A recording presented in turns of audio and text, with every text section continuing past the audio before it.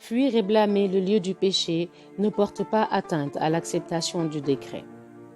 Sache-le, le faible d'esprit pourrait être amené à penser que l'interdiction faite par l'envoyé de Dieu, sallallahu alayhi wa sallam, de fuir un pays en proie à la peste, prouve qu'il est interdit de fuir un pays infesté par le péché, car le quitter, c'est vouloir échapper au décret divin, ce qui est absurde.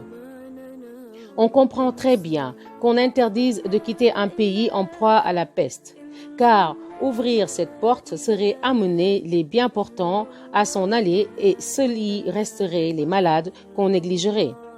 Il n'y aurait plus personne pour les soigner. Ils mourraient ainsi d'inanition, victimes de leur mal. Aussi bien, l'envoyé de Dieu, sallallahu alayhi wa sallam, a-t-il comparé dans un de ses dits cette fuite à la fuite face à l'invasion. S'il s'était agi de fuir le décret divin, il n'aurait jamais permis de partir à ceux qui habitent les faubourgs des villes. Nous en avons parlé au chapitre de l'abandon confiant tawakkul. Lorsqu'on approfondit cette notion, on s'aperçoit que fuir un pays infesté par le péché ne revient pas à fuir le décret divin. C'est une fuite qui est conforme au décret divin qui donne l'ordre de fuir tout ce qui exige qu'on s'en aille de toute urgence. De même, critiquer les foyers et les racines du péché en vue de détourner les gens du péché n'est pas chose blâmable. Madhmoum. Nos pieux ancêtres, les justes, ont été rompus à cela. Ainsi, un groupe d'entre eux s'était mis à critiquer ouvertement la vie de Bagdad en vue d'inciter à la fuir. Ibn al-Mubarak a dit « J'ai parcouru tous les pays du Levant au couchant.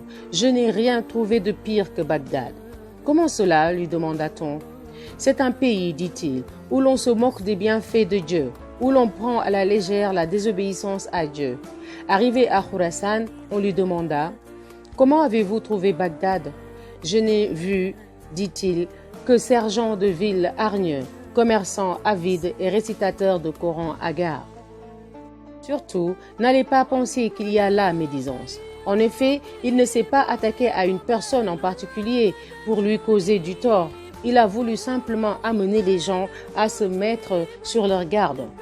Il organisait des voyages à la Mecque et s'arrêtait sur le chemin à Bagdad pour surveiller les préparatifs de la caravane, 16 jours durant, distribuant un aumône 1 dinar par jour pour expier son séjour à Bagdad. Cette attitude fut celle de beaucoup parmi les anciens comme Omar ibn Abdelaziz et Ka'b al-Ahbar. Ibn Omar demanda un jour à l'un de ses affranchis « Où habites-tu » ?« En Irak, dit-il. »« Et qu'est-ce que tu peux bien faire là-bas ?» lui dit-il. « On m'a dit qu'il n'y a pas en Irak un seul habitant que Dieu n'ait frappé de quelque mal. » Parlant un jour de l'Irak, Ka'b al-Ahbar dit « Là se sont donnés rendez-vous les 9/10 du mal. L'Irak est atteint d'un mal incurable. » On a dit également « Le bien a été partagé en 10 parts. Les 9/10 se trouvaient dans la région de Cham et 1/10 en Irak. Le mal aussi a été divisé en 10 parts, mais leur répartition entre le Cham et l'Irak étant l'inverse de celle du bien. » Un traditionniste a dit « Nous nous trouvions un jour chez Al-Fudayl ibn Iyad lorsqu'un gnostique vint chez lui, drapé d'un grand manteau. Il le fit asseoir à ses côtés, puis se penchant vers lui et lui demanda « Où habites-tu » ?« À Bagdad, répondit-il. Al-Fudayl eut un mouvement de recul et enchaîna. Ils nous viennent dans des habits de moines et lorsqu'on leur demande où ils habitent, ils répondent dans l'antre des ténèbres. Bishr ibn al-Harith a dit la semblance du dévot de Bagdad est celle de qui se livre à ses exercices de dévotion dans les latrines. Il disait aussi n'y demeurez pas parce que j'y réside. Que parte celui qui le veut.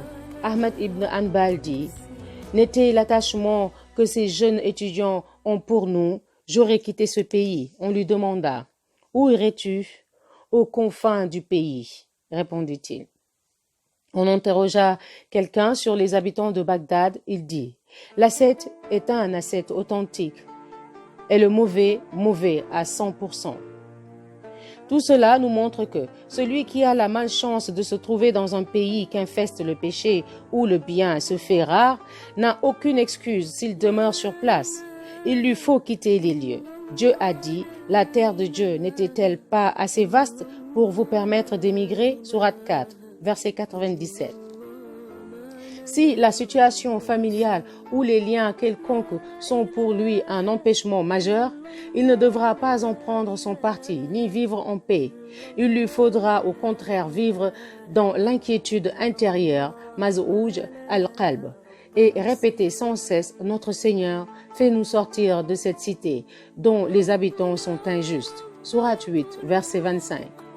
C'est que lorsque l'injuste se généralise quelque part, le malheur s'abat sur les gens, y compris sur les pieux. Dieu dit: craignez une tentation qui n'atteindra pas spécialement ceux d'entre vous qui ont prévariqué.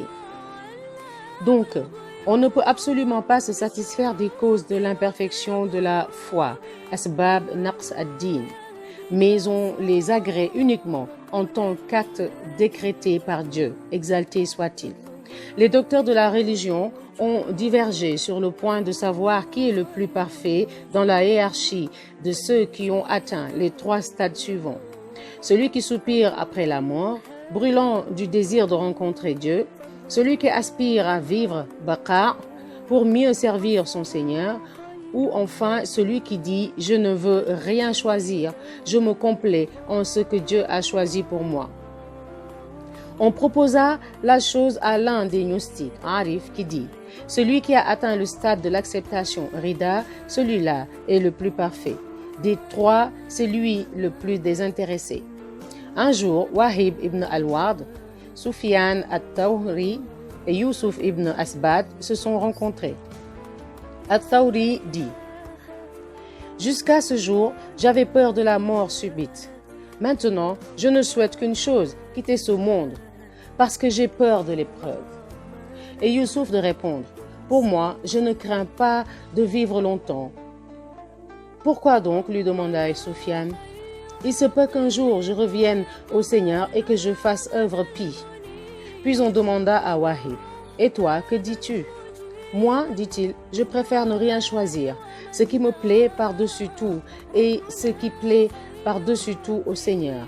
Alors, At-Tawri l'embrassa entre les 2 yeux et dit: telle est la haute spiritualité, par Dieu de la Kaaba. Donc nous allons arriver sur les florilèges de récits sur les dévots, dits et dévoilements.